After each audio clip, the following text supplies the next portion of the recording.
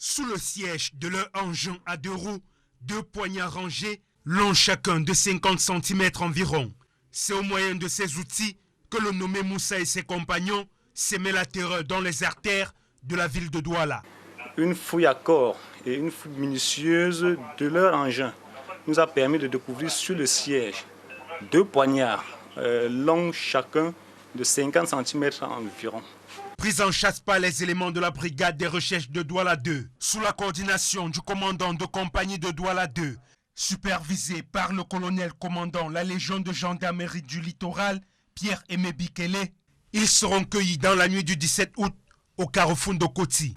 Nous mettons en garde tous ces malfrats qui font perdre le sommeil à la population, que nous sommes déterminés plus que jamais à les traquer et que ceux qui vont continuer dans cette perdition vont nous trouver sur leur chemin.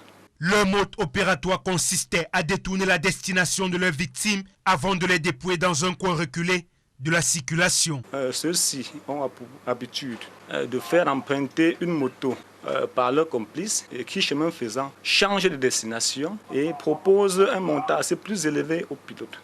C'est comme ça qu'ils l'orientent dans une zone où sont postés ses comparses et à leur arrivée, ceux-ci sortent de leur cachette et sous la menace des poignards, ils arrachent leur moto qu'ils écoulent dans le marché noir. Pendant que les recherches se poursuivront pour mettre le grappin sur leurs complices encore en cavale, Ouattara Malika, alias 117 de Koti, Ismaël et le plus âgé de la bande Moussa seront déférés devant le procureur de la République près le tribunal de grande instance du Vouri pour répondre de leurs actes. On se souvient il y a peu, un homme a été froidement assassiné devant son domicile au quartier Bali, ce qui a fait l'objet d'interdiction de circulation des mototaxis dans cette localité entre 18h et 6h.